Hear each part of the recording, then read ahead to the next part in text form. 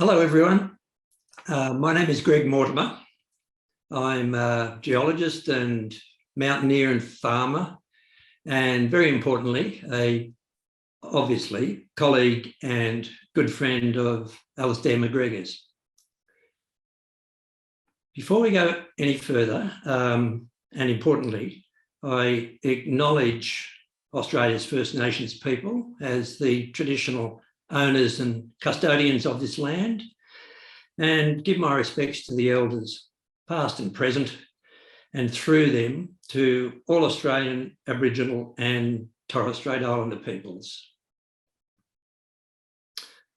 So we're here in this weird and wonderful Zoom land with Alasdair to talk about his book, his 11th book, I believe, Mountains over Australia's Blue Horizon. Curiously enough, my home is nestled under the western escarpment of the Blue Horizon. For all you East Coast dwellers, I was sitting on the western side of the Blue Mountains on a beautiful day. Now, Alasdair and I have had intertwined lives for several decades, kind of like a widely spaced vine, if you like. And I was very chuffed to be asked by him to write a foreword to Mountains. Now, central to our connectedness is both of us having roamed wild parts of Mother Earth, really as the central driving force of our lives. And with that, our paths have crisscrossed. Now, in introducing Alasdair, I promised not to make him squirm too much when I had a go at his CV, but it's a beautiful opportunity to make him squirm a little. And very interestingly, seeing his CV in print, rather than knowing him individually as a friend, I was even more staggered than what I didn't know about him was glaring. He's an architect. He's a great traveller, of course, and a writer of note, an historian, an artist of note, in amongst that, an art gallery co-owner. But above all else, what struck me in looking at his CV was that how he had fitted it all in, basically, and how he had overlapped career as an architect, art gallery co-owner, book writer, great traveller. And the interesting thing to me, now this is the squirmy bit, Alasdair, to me you are a delightful modern Renaissance man, because what you've managed to do is combine all those aspects of your life, but then produce something from them. And I'm very much in awe of that. In particular, to have such rich experiences, then to put them onto paper, to write them and to paint them. And to me, that's extraordinary. Now, when thinking about writing the foreword to the book, the thing that came to my mind immediately was how do you go about writing a book about mountains on the flattest continent on Earth? And why mountains? And what inspired that? Let's delve into that now when we talk with Alasdair. And that's my first question, really. What in the hell inspired this, Alasdair? Well, good morning, Greg, and thank you for making me squirm just a little. But no, I'm blessed with your beautiful introduction. Thank you so much. And just a couple of comments on what you've said. I think there's a certain amount of serendipity in life. I think when you get to have some opportunities that literally fall into your lap. And the great one, and you'll appreciate this with your great history in Antarctica, is going to Heard Island when I was in my late 20s. This just sort of, as I said, landed in my lap. We don't have time to go into the details of that, but what an experience that was. And this is an Australian mountain that's, yes, it's far distant from the Australian continent, but it's sovereign Australian territory. So it's the last sort of place I dwell on in the book, but what a full stop in the whole story of Australian mountains. So that's the last, but I'll just get back to answering your question about how it came about, what inspired this. Well, again, it was one of those things that sort of lands in your lap. My books before mountains were, I do a lot of work for Australian Geographic on historical subjects and so on, but the projects I initiate myself have been historical biographies of the photographer Frank Hurley. You could certainly call him a mountain man. But architects, Walter Burley Griffin and Marion Marnie Griffin, and the colonial architect Francis Greenway. So way aside from anything to do with natural landscapes or natural history. But I suppose I'd gained a certain reputation as a writer, and one day an email dropped into my inbox from Susan Hall at the National Library, asking me whether I'd be interested in taking on this subject, and I didn't have to think about it for too long, and the rest is history, as they say. Yeah, look, I tend to think it was really brave of you. Or mad. Well, it's not a mad result, but yeah, and again, because we have such a particular geography, but what I can just see now, and I hadn't realised before, is all of your travels and explorations have been so much centred around mountains, really. Yes, exactly. Forms, wild places and mountains. Yeah. Well, so it's in you.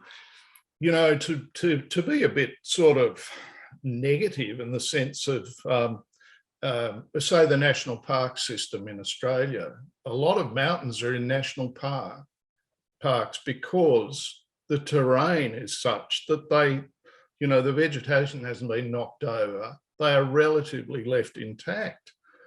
And so as a keen bushwalker through my student days and after, and then as a painter, I mean, mountains are dramatic places. As a landscape painter, they give you a sense of perspective, you know, all the usual emotions, and they don't have to be large and Himalayan proportions, but it's the fact that they are this relief in the landscape from, well, Australia's flatness. I mean, Australia's flatness, the deserts are incredible, inspiring places too. This is an extraordinary continent, an extraordinary country, which sadly I think we don't give enough respect to, but that's perhaps another story. But when I started to look into the sort of places that I would cover in the book, there's no way you could be comprehensive. And people would say, oh, you're going to include such and such a mountain and this one and that one. Well, that's not the point. What I tried to do was show a diversity of environments, their geological history, of course, and their interactions with humans and how we've treated them. So the first chapter is this sort of foundation story of crossing the mountains, getting to Greg's farm, basically, and how that has been mythologized in Australian history, and how Blaxland, Lawson and Wentworth weren't actually the first Europeans even to cross the Blue Mountains. And, you know, the sort of history of these things is absolutely fascinating and intriguing. And then the typical European approach of disregarding the fact that people had lived in that environment for thousands of years, and they came backwards and forwards across the mountains. There were people living on the other side of the mountains. Well, how did they get there? And so that was an obvious first chapter. And as I said at the end of the book, this great full stop with this wonderful glaciated active volcano down there in the Southern Ocean, 4,000 kilometres south of Fremantle. Next, absolutely extraordinary place.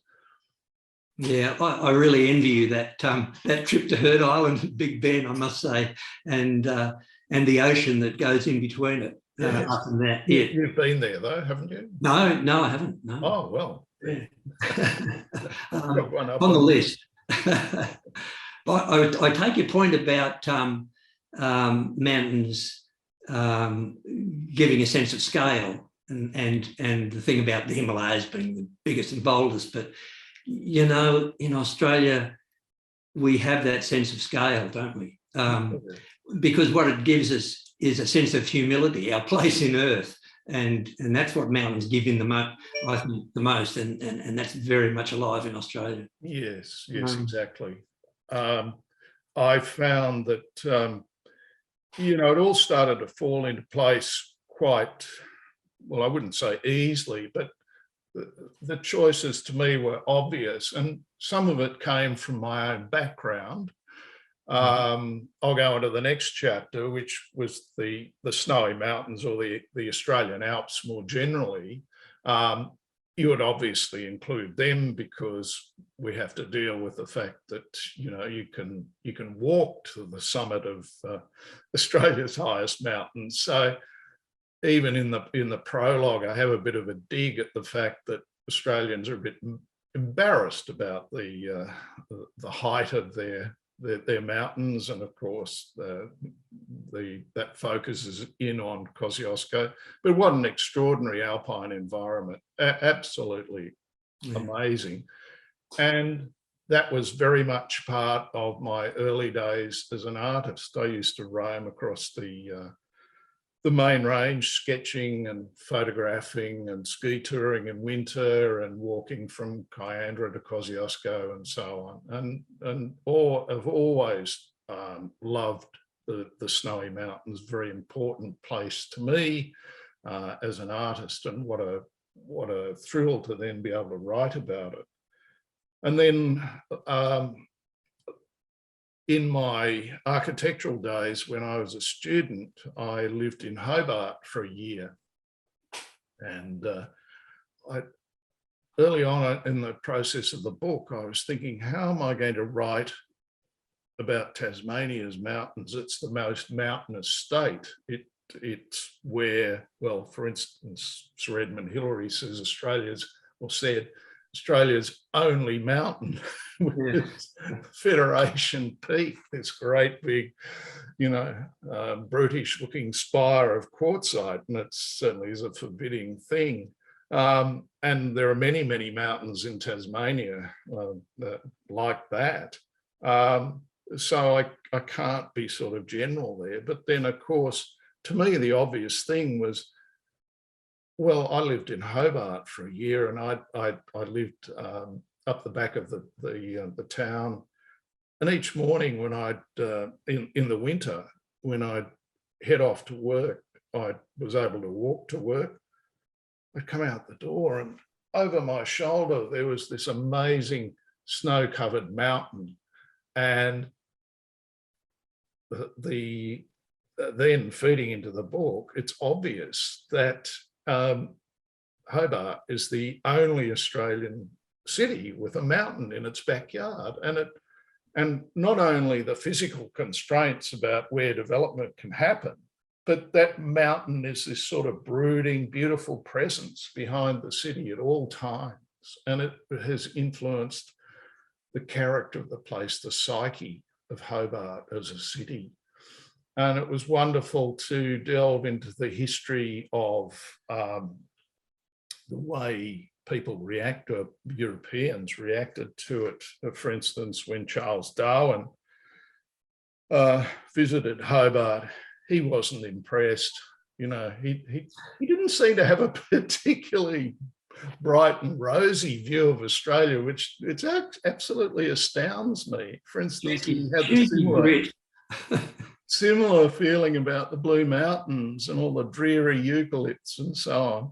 Anyway, Darwin struggled to the summit, but it appears that, you know, a young teenage girl with her Aboriginal friend had climbed the mountain at some time before with ease.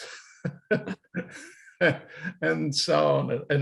And yet Darwin even couldn't really respond to these changing environments, going from the temperate, the cool temperate, the big, you know, forests of mountain ash, and then right up into the alpine environment within just a few kilometres of the town of Hobart, which is extraordinary. And I talk about his meeting with Alexander von Humboldt, the great, you know, explorer, the early days of ecology, and von Humboldt's ideas of, you know, these ecology and how environments are dictated by things like altitude. And yet, you know, Darwin really didn't see that in any sense. He was more interested in the particular about new species and so on in the Australian context. So that was all very interesting. Where am I going here, Greg? Well, I don't want to circumvent that beautiful line of thought, and it may be a bit mechanistic, but I'm kind of curious how you take all that's inside you and all your combined experiences and your exposure to mountains and then turn it into a book. How do you sit down and start writing something like that? Well, whether it be writing the biographies I've worked on or this, it really isn't any different. I think what you go to the places you feel most comfortable with first. The things you have some feeling that you know something about, not necessarily authority, because I'm not an expert on any of this, and sometimes I feel I'm being totally presumptuous that who am I? I'm not a geologist, I'm not a scientist, I'm not a botanist, I'm a generalist. But one thing I am is particular. I try as hard as I can, obviously, to get it right, to get my facts right. Sometimes, obviously, I won't. But you know, fortunately, in the case of this book, I have some terrific friends. One of them, I'd been with her on Heard Island, so we've been friends all that time. And Pauline English is her name. She vetted the manuscript along with her geologist husband, David Champion, and that was fantastic. So coming back to how I start, so I'll have this idea of the things that I feel most confident about. And so it's like working on a mosaic, little tile by little tile, or a jigsaw or something like that. And then you'll go to another area that you feel sort of confident about. And these little kernels of knowledge or ideas, they are then pieced together in this mosaic, and we're working on one area and then another area and then another area, and gradually they'll all sort of fuse into one. And that's why I say, you know, the historical side of it, the things like Charles Darwin, not necessarily about the science, but the attitudes of people. I'm a historian, I always try and work up ideas, putting myself into the context of the time. Well, how did people think then? What was their motivation?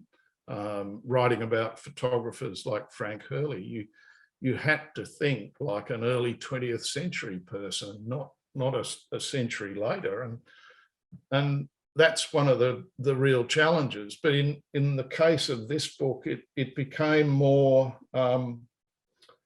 finding out fascinating things and then just linking them all together, I suppose. Yeah. Can you tell us a little bit about Gulliger? Oh. Yes. I very arrogantly call Gulliger my mountain. To explain to people who are watching this, Gulliger, or it used to be known as Mount Dromedary, is an just over 800 metre high mountain on the New South Wales south coast. I'm very, very lucky to divide my time between Sydney, where I am at the moment, and a little, patch of paradise, 25, 30 k's, I suppose, north of Gulliger on the New South Wales south coast. So I look down towards this beautiful mountain, and it's an extraordinary thing, just sitting at my place and looking south and thinking about this mountain, which is 60 million years old, I suppose. So not all that old in geological terms, but it used to be over twice that height, nearly 3 times perhaps. Mm-hmm. And you think of the erosion that's gone on during that time, and it was an active volcano. Mm-hmm. And so you get this great sense of time, and it's just absolutely marvellous. Ah, right. Look, on the geological side, speaking as a geologist, having suffered the ravages of being taught in standard form geology, and to most people, rocks just sit around and don't do much. But I can say you are an expert now in geology, because what you've done is put romance into geology. You've made the rocks sing to me, and I really I doff my lid to you with that. Well, thanks, Greg, because if there's any branch of science that's hard to achieve that in, I would say geology must be up there, perhaps with quantum physics or something. I don't know, but it's you look at these great forces of like the way the earth is bent and twisted and pushed up, and in the case of this volcano on the Australian coast, well, it wasn't on the Australian coast. 60 million years ago, it was 500 kilometres inland from the coast. Mm-hmm. And it gives you this great sense of perspective of the way things change. They're changing now. There's erosion going on, there's uplift. I think we're always a bit surprised when there's, terrible earthquake somewhere, and why is this happening? The earth should be a stable place. Oh, there's a volcano, like the recent one in the Canary Islands, was it? But the earth has always been like this, more so at times, certainly. But the other thing about Gulliger, and I just mentioned in passing its name of Mount Dromedary, was that it was the first mountain in Australia, or on the Australian continent, to receive a European name. And for good or ill, that was James Cook. Sailed past there in April 1770 on his way north, and saw this, what he considered to be a sort of, camel back, I suppose. It's the obvious thing. It's a bit hard to certainly see a camel's back from where I sit and look south towards it, but you know, it's and Cook's voyage. He proceeded north, as I said. Pretty soon after that, there was Pigeon House Mountain, and it reminded him of a dovecot.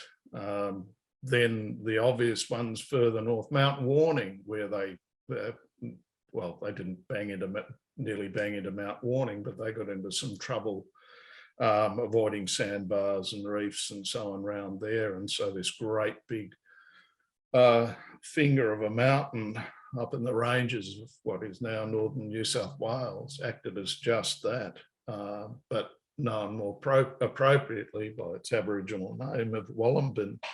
But Mount Warning, for instance, I mean, who amongst Australians, well, many people do, I suppose, but when you consider that that was the most extraordinary remnant of this massive volcano, the Tweed volcano, had inner flanks something like 1,000 meters high, 100 kilometers wide. The caldera was 100 kilometers wide, and it ejected over 3,000 cubic kilometers of material when it erupted. Yeah, Las Palmas eat your heart out. Yes, exactly. And then Cook travelled north. He saw the Glasshouse Mountains in southeastern Queensland. They reminded him of these kilns in the part of Yorkshire that he came from. So, you know, I love all these little historical notes to these places. And I also like the fact that now we're going back to the names that the people who were first here gave them. And that's why, you know, we always call Mount Dromedary Gulliga. But it just flows off the tongue so easily, but it's far more appropriate. Yeah. Look, I can tell you there's one really fascinating thing about the study of geology, and in so doing, you flick a switch in your head about the fourth dimension, time. You get a wonderful understanding of time in a study of geology. Yes. Now, I think you've captured that in your book, and to me, perhaps above all else, Australian mountains give a sense of time and our puny place in it, if you like. Yes, exactly. I can think of several instances in the book where that is it is so strikingly apparent. The fact that Central Australia at one stage was blessed with a mountain range as high as the Himalayas and several thousand kilometres long, and it's all gone. It eroded over millions of years into these great, what do you call them, basins at their feet, basically. The Amadeus Basin is a well-known one, for instance. And all these minerals that are eroded away and flow into these basins and settle there, I mean, they became the basic constituents of life on Earth. And it's all gone now. These mountains have basically just eroded into these wonderful old hills. There's been some uplift, but they're old. They're so old. And I think we should glory in not so much the height of Australian mountains, but the age of them. And that's what makes them so special. Yeah, and you've gifted that to us in the book, so I really thank you for that. look, and I congratulate you, really. Oh, thanks, Greg. We could keep talking about it for a long time. There's so many stories there and yarns to swap, and we'll do that over wine sometimes, but Yes. sometime or on a ship somewhere or something like that. Yeah. But